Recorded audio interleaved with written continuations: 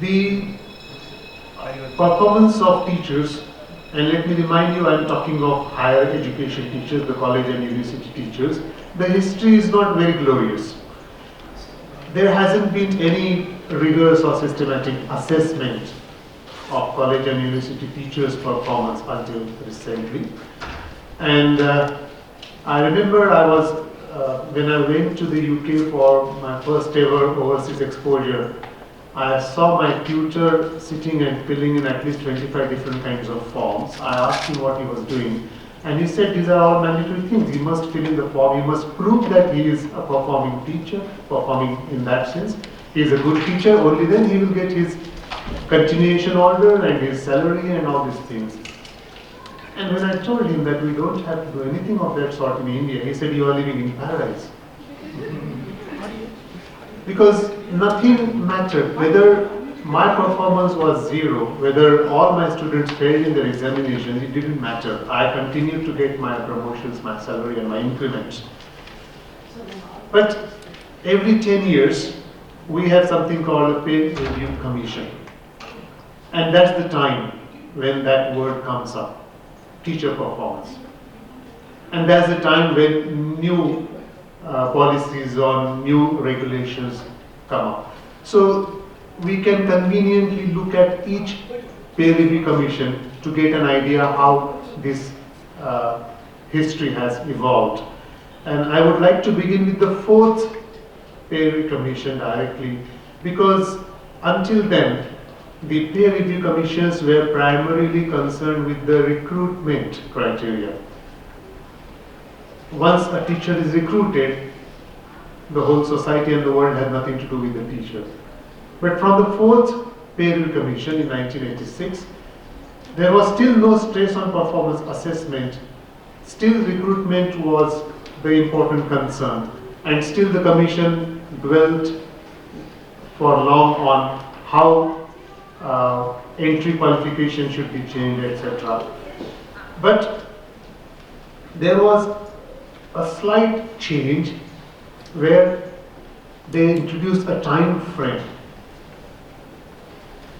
Promotion, progress in career was connected with only the number of years you put in.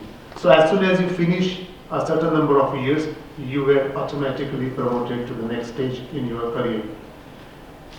The only condition that was added then was, in those number of years, it was 8 years at that time. So you are in stage 1, you joined as a lecturer, and after 8 years you were promoted as a reader.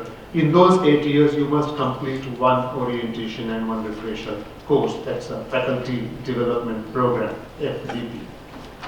Another 8 years, another couple of programs, you become a reader or a professor. That's how the progression went on.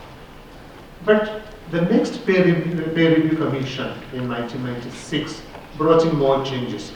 Now this time there was clearer talk of performance, and there was an insistence that teacher performance should be linked to their promotion. But it was just a talk. Now here, teacher performance until then was measured purely in terms of examination results. And I think that is the common assumption that runs even in school education. How much learning output the teacher gives, that's the basic criteria of judging how the teacher is performing. And the learning output is equal to the marks scored in the examinations. That was the idea even at that time. But for the first time, something more than that was added. Not only how many students of that teacher are passing the examination, that was important, but in addition what the teacher was doing for his or her professional development. That idea came in for the first time, and that's why probably we can start using the word CPD at that time. And these are the things which were included at that time. So when a teacher was due for promotion, the teacher was asked to explain how many research projects that person has taken up, whether that person attended seminars or conferences, whether there was any innovation in teaching, whether there was any additional work apart from classroom teaching, etc. So these were some of the items which were included in teacher assessment. So you can see for the first time there is some broadening, not just students' performance as a criteria of teacher performance, but some additional things that teacher should be doing. The problem with this was the whole idea of teacher growth was very narrowly viewed. Attending a few conferences, taking up some research projects, etc. And the problematic part was all this assessment was based on self-appraisal. I remember I had to fill in a 3-page form every year where we had certain headings. So during the year I would have to list how many seminars I attended. If at all I took up any research projects, I would mention them, etc., etc. How many periods I taught and how many tutorials I took and how many courses I designed, etc. And in the end I will sign it and my principal will sign it and then we will file it somewhere, fine, that's all. No verification. Purely the teacher's own submission. And then there were no criteria to assess whether to put that performance on the better side or the worse side. And no quantification, no measurement. So, as you can understand, it became just a ritual. Throughout this 10-year period, it was just a ritual which everyone went through. Very religiously we filled in the forms, and the forms were as equally religiously filed in big thumbs in the principal's office, because our progress was not at all affected by this appraisal. I mean, even if you put in a blank form with your signature, it wouldn't matter. You will anyhow get your promotion included, because it was a ritual that you had to perform. I mean, it was, in principle, it was possible for a teacher to declare that in those 10 years he did not attend a single conference, did not take a single period. He could, I mean, actually mention that in the form, and still there was no provision that such teacher should be refrained from going ahead in his career. No provision, so that was possible. But then the real change comes, very significant and good change comes with the latest peer review commission. This, we call it eco-friendly thinking. Instead of normal conventional bulbs, you start using the CFL for your ideas. That saves your thoughts. So this peer review commission, which has been recently implemented, the implementation began in 2010, but the date, formal date is January 2006. Why is this important? Because for the first time there is a very serious and strong attempt to link teachers' progress with their performance. And for that, a very elaborate system of quantification has been introduced.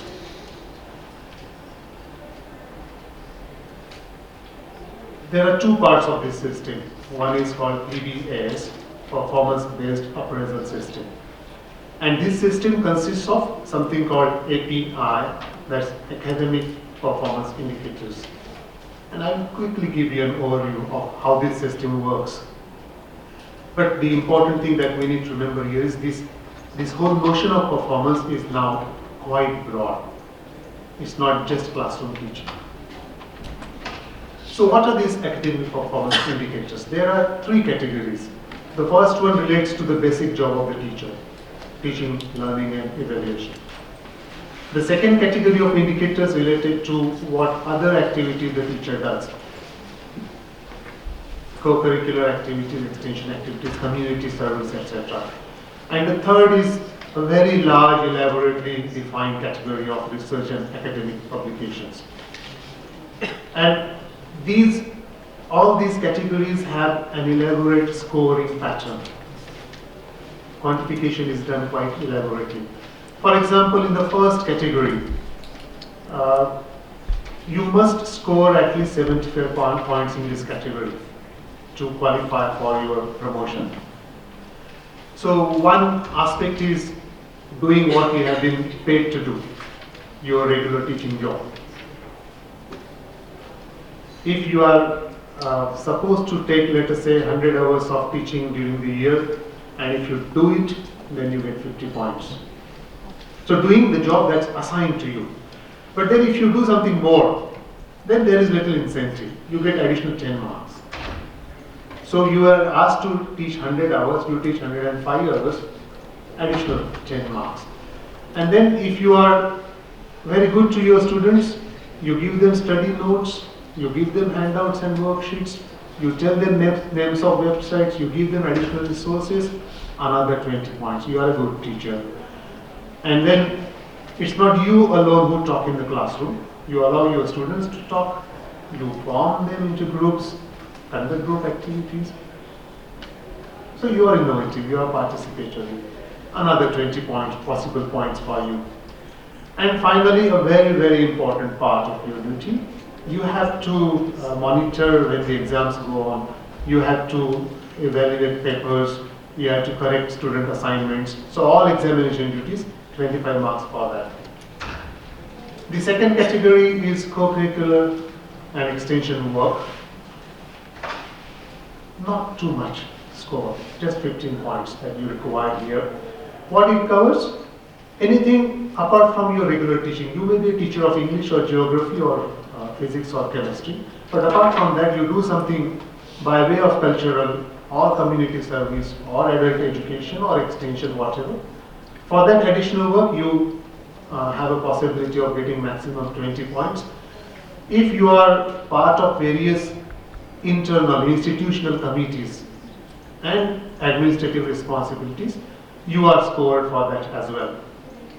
And then professional development activities. By this they mean activities like participating in seminars or conferences, being members of associations, writing journal articles. Here there is a very interesting small provision. They say that all of these which are not included in the next category, which I'm confused a bit myself, but which I believe that, which means something not related to your subject.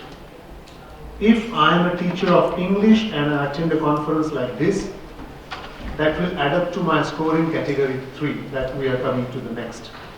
But if I also attend a conference on let's say environment protection, or a conference on safety management, or a conference on something that's not directly related to my area, or I write an article on student awareness of environment conservation, etc., and self-publication is acceptable. The third category is projects, and if your project has an outlay of more than 5 lakh rupees, you get 20 points. If it is between 3 and 5, you get 15, and if it's less than that, you get 10 points per project. And if you go for consultancy, it's important how much money you generate out of that project.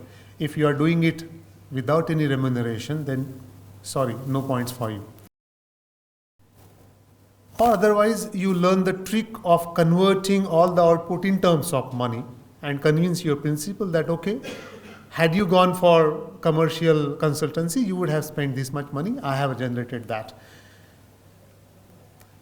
So if you mobilize money out of that, then for every 2 lakh rupees generated, you get 10 points. And if you submit a report, and there is a condition, the report should be accepted by the funding agency. For every accepted report by funding agency, you get 20 points if it's a major project and 10 points if it's a minor. And for the project output, you get 30 points at a national level and 50 points at international level. What do they mean by project output? They include only one category there. That's the expression that's given in the document. Major policy document of government bodies at central or state level. If that's the output, then you get an additional score. The next category, next subhead is research supervision. If you are a supervisor, for every MPhil candidate getting that degree, you get 3 points. PhD is 10 points. Submission of thesis, that's also important, so you get 7 points. If you attend professional development courses, if the duration is 2 weeks or more, you get 20 points. And if it's shorter duration, 1 week, 10 points. Less than that, no points. By professional development courses, they have given examples like this: refresher courses, methodology workshops, training programs, teaching, learning, evaluation, technology programs, faculty development programs. It's interesting that they are bringing in broader notions here as well.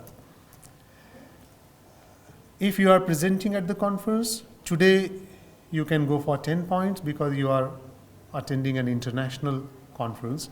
At a national event, you get 7.5 points per paper, regional and state level 5, and college level or university level 3 points. There is an interesting provision here as well. I'll tell you about that later.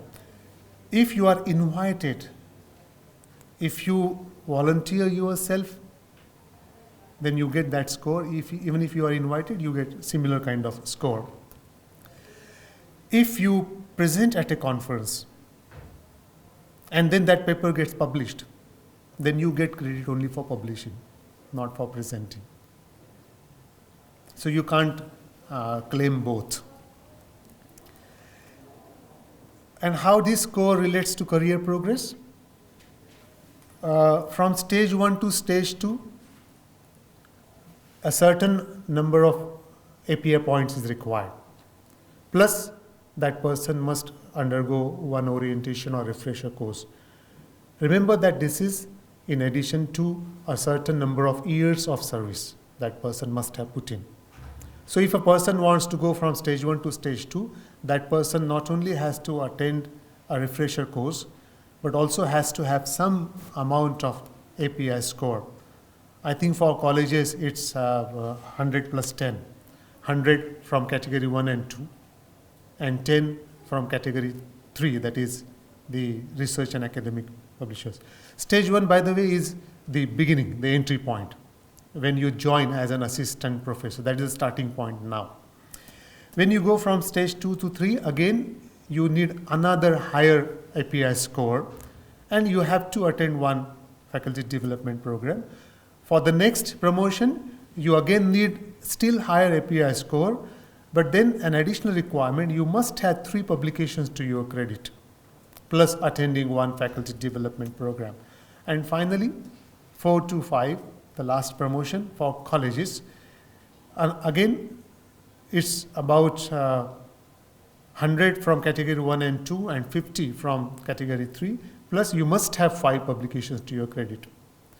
This last stage is the stage where you become a full-fledged senior professor, and there is no more progress for you. I'm talking of colleges. In case of universities, there is one more stage, stage 6, where they also have to go for higher API score of 500, but they also have to give credentials for very solid contribution to their field. So, what are the important changes in this kind of new system that has been introduced in the latest Peer Review Commission? The performance is not just related to the classroom teaching, but lots of other aspects of a teacher's growth are taken into consideration. The teacher as a person, the teacher as a community worker, the teacher as a researcher, the teacher as a trainer, the teacher as a counselor, various aspects are taken into consideration. So we can see that the performance is now viewed in a very, very broad sense. So it's just like CPD. And this whole notion is so broad that now teacher is being assessed on various angles. And it's not just bringing in those aspects. There is a system of quantifying those aspects and measuring those aspects that has been introduced for the first time.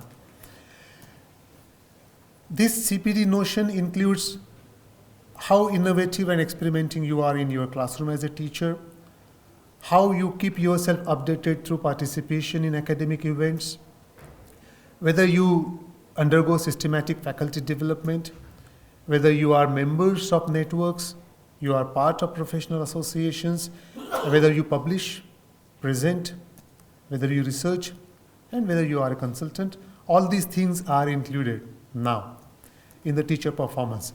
But then there are certain things which are still outside this broader notion. For example, if you undertake a course, you join a regular course or a part-time course, I didn't see any credit for that in the whole scheme. Or if you are doing something which is purely voluntary, for example, you are doing something on your own, but which is not part of any formal system, then I don't see any credit for that. If you are members of groups which are not formal associations, you are member of a small teacher development group, again, there is no credit for that. And if you do some sort of research or classroom experiments, but it hasn't led further to a paper or a report or any publication, then it's not recognized in that system. And well, it's a huge problematic area, and I'm not blaming the system for not including self-study, because it's a technical issue how to include that. But ideally, self-study is a very important aspect of one's own development, and I would like to see some sort of recognition of that, but it's not there at the moment. So what has happened because of this new system? People have become much more aware of CPD, their own professional development. There is a very clear, significant awareness among teaching fraternity in higher education institutions. And because this is part of the official policy, lots of funding is available. UGC has many schemes of various kinds for supporting teachers and institutes to undertake faculty development activities. So there is a huge number of CPD activities happening all over India. And it's important that these are happening not only in the major metro cities or large urban centers. Even smaller towns and villages have started organizing conferences, workshops, seminars, teachers coming from very smaller remote places to conferences. Even in this room and in this venue, you will find people coming from unheard of places. This would have, I'm sure this would have been not seen 10 years ago. So geographically it has spread, and then the range of activities has also become very diverse. All this because it has been brought top down. It has been supported from the top. But then lots of concerns. Because the problem is what this cartoon says. Regular staff development sessions have been initiated. We have turned the school around 360 degrees. So we are back to where we started. We feel as if we have turned around things. So lots of things are happening, but the question is, are we moving? And are we moving forward? Because there are some very serious concerns. You will see the whole system focuses so much on quantity. Okay? Here you can see that there is no culture around the surrounding. Well, just by looking around, I can tell that you haven't taken full advantage of the many staff training opportunities available to you. So you can see in what stage your staff is. Still living in some old era. So finally, my last belief is this is a great beginning. But a lot is yet to be done. Thank you very much. I ended by saying that it's a great beginning. I look at the whole exercise very positively. I believe that really a great beginning has been made. At least we have started with quantity. So what is happening? I'm sorry if I gave a negative impression. It's a terrible thing. No. It is something good that has started, but it's a half-hearted beginning. It needs to be supplemented, taken more seriously, and evolved into other aspects of quality, for example.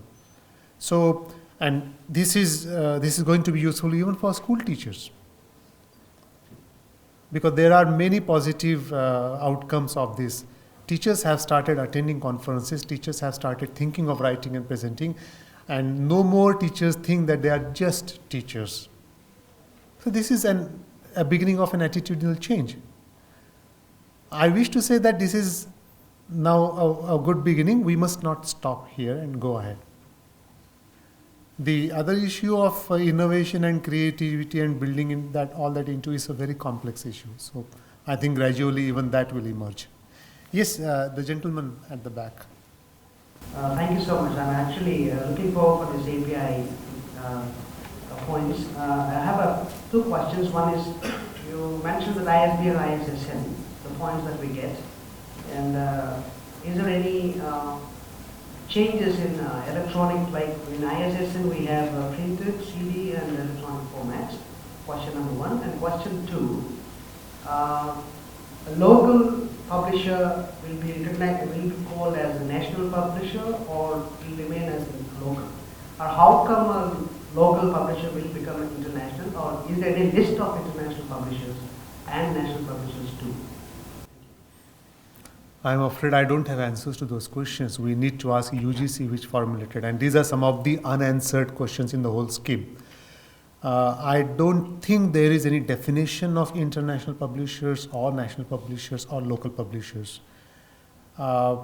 We can use our common sense and believe that if a publication house has offices in several countries, then we consider that publisher as an international publisher.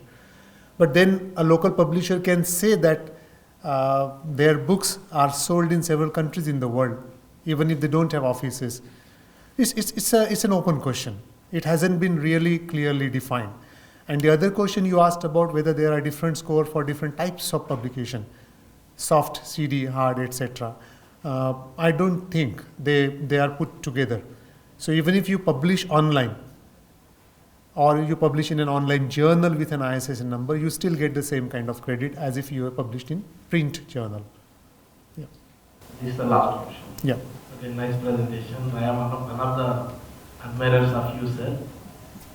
Especially your presentation. I attended almost every presentation of you whenever I attended the conference. And one more thing is, sir, this is the confluence of many different teachers from different levels, from school level to the college, and this is useful for only UGC professors or assistant professors, student professors. We use different innovative methods in the classroom for the development of the learners. Are there any points are given to the results of the students?